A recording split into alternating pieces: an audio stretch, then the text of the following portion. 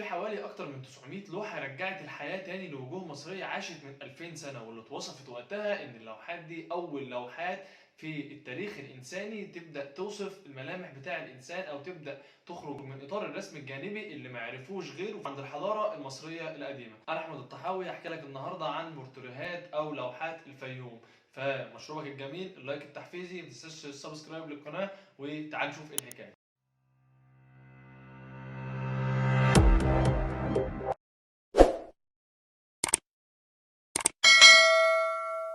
عايز المتابع، فنانين القدماء المصريين كانوا بيرسموا دايما الاجساد او الطيور او النقوش بتاعتهم يا من الامام يا من الخلف. لو ركزت شويه كده في المعابد او اي مكان فرعوني بتروحه هتلاقي ان الرسومات والنقوش اللي موجوده كلها موجوده بنفس النمط، وده اللي خلى ليهم مدرسه مخصصه اسمها مدرسه الرسم الجانبي، واللي اتدرست لسنين كتيره جدا، واللي في الوقت ده كانت الحضاره المصريه منغلقه على نفسها. بطريهات او لوحات الفيوم دي تم العثور عليها جنب مومياوات او ملتصق المومياوات، وده اللي بدا يخلي الحضاره المصريه او الحضاره الفرعونيه القديمه تبدا تفتح على حضارات تانية وتشوف ثقافات مختلفه، ويكون عندهم اقتناع او يقين ان هم ممكن يرسموا وجه الانسان كامل بكل تفاصيله.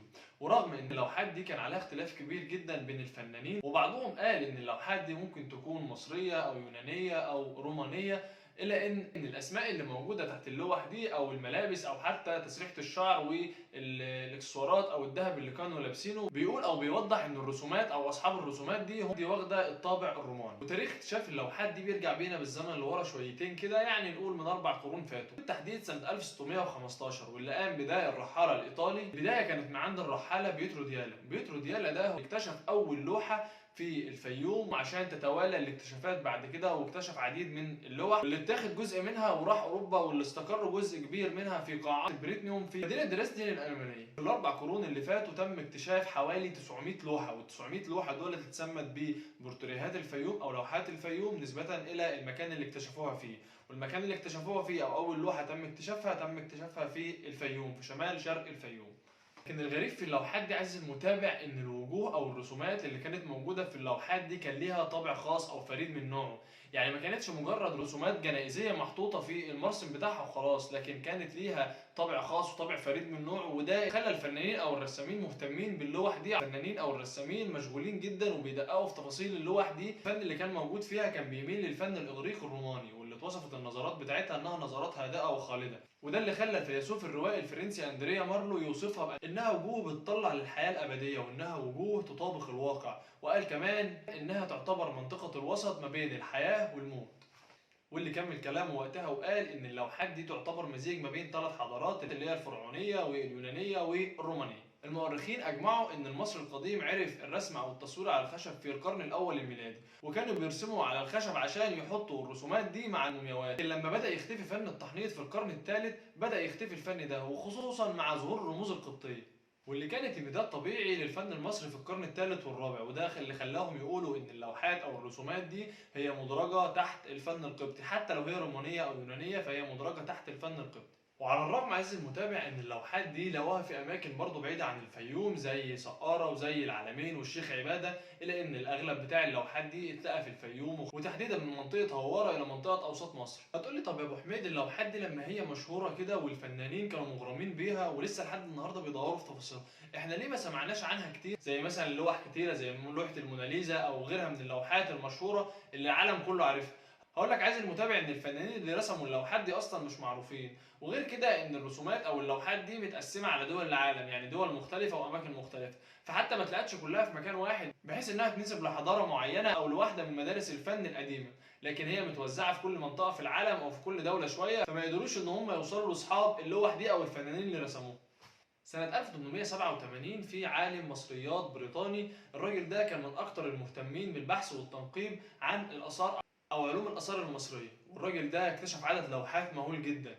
فبعد أول رحلة ليه في البحث والتنقيب لقى حوالي 81 بورتريه في واحدة من المقابر الرومانية، واللي أخد جزء كبير منها وعرضه في معارض كبيرة في لندن. ورجع تاني في سنة 1910 عشان يكمل رحلة التنقيب بتاعته والبحث بتاعه، وبالفعل بيلاقي 71 لوحة عشان يوصل عدد اللوحات اللي اكتشفها ل 151 لوحة. والعدد ده يتقسم منه جزء موجود في لندن والجزء الثاني موجود في متحف القاهرة. وعلى الرغم من دراسة الراجل ده للتنقيب والبحث كانت ما كانش ليها أي علاقة بالمعايير الحديثة في التنقيب والبحث، إلا إنها تظل واحدة من أهم مصادر عمليات التنقيب المنتظم حتى الآن. وده اللي خلى الدكتور دانيال ماري الفرنسي بعد ما سمع عن اكتشافات المقبرة دي قرر إن هو يروح للمقبرة دي تاني عشان يبدأ يفتش وينقب فيها على أمل إنه يطلع منها مجموعة من اللوح، ولكن للأسف ما طلعش غير لوحتين. في بعده عالم آثار نمساوي، العالم ده راح لنفس المقبرة اللي فتش فيها دانيال وبدأ إن هو يكمل فيها تفتيش وتنقيب، وبالفعل لقى فيها حوالي 300 لوحة في منطقة الروبيات شمال شرق الفيوم.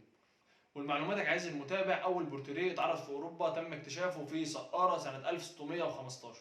الفنانين بيقولوا ان الغريب في اللوحات دي انك لو شفتها النهارده هتقول انها لسه ما نشفتش من الالوان اللي اترسمت بيها من يومها، وده لان المناخ بتاع الفيوم مناخ جاف وحار، وده اللي حافظ على اللوحات دي بشكل كبير جدا. بعض المؤرخين لهم وجهة نظر بيقولوا ان اللوحات دي اترسمت واصحابها عايشين، واللوحات دي اتعلقت على الحيطان عندهم في البيوت بتاعتهم، ولما ماتوا بدأوا ان هم يشيلوا اللوحات دي ويحطوها في التوابيت بتاعهم او مع المومياوات بتاعتهم. لكن بعض المؤرخين التانيين لهم وجهة نظر تانية ان اللوحات دي اترسمت بعد ما اصحابها توفوا واتحطت في التوابيت بتاعتهم والمومياوات بتاعتهم وقت دفنهم. لكن الغريب ان في عدد كبير جدا من اللوحات اللي مرسومه ديت لقوها ولكن ما لقوش معاها مومياوات. ده اللي حصل مثلا مع عالم الاثار البريطاني في اكتشافه مدينه هواره، واللي حصل برضه في موقعة قصر التيه في سنه 1887. واللي في الوقت ده التنقيبات والبحث بدأوا إن هم يكتشفوا حوالي 146 لوحة، وكانت ما بينهم رسومات جميلة جدا وفيها دقة في التفاصيل بشكل غريب، وده اللي خلى العلماء متحيرين فيها لحد النهارده مهتمين جدا بتفاصيلها. بس خلينا هنا نسأل سؤال، هو ايه اصلا نوع الخشب اللي كانوا بيستخدموه عشان يرسموا عليه؟ اقول لك عايز المتابع، الفنان المصري القديم كان بيرسم على مجموعة من الاخشاب من شجر مختلف زي مثلا شجرة الجميز او شجرة الليمون، وكان الخشب اللي بيرسم عليه حوالي الواحد سنتي. لكن في العصور اللي بعد كده بدأوا ان هم يرسموا من نص سنتي ل 2.5 سنتي. والرسام وقتها كان بيرسم يا اما على الخشب مباشر او بيحط ماده على الخشب ده وبعدين يرسم عليه، او بيرسم على القماش مباشر او برضه بيحط نفس الماده على القماش وبعدين يرسم عليه. والالوان الاساسيه اللي استخدموها في رسم اللوحات دي هو الابيض والاصفر والاحمر والاسود، وده كان عشان يزينوا بيه الوجه وخصلات الشعر او تسريحه الشعر وهكذا. لكن الالوان التانيه زي الاخضر والازرق والالوان المساعده او الاضافيه اللي كانت معاهم دي كانت عشان تزيين الملابس والمجوهرات او الحلي اللي كانوا بيلبسوها. وصلنا لاخر حلقتنا، ما تنساش تتفرج على الفيديوهين اللي فاتوا وتفعل الجرس عشان يوصلك كل جديد.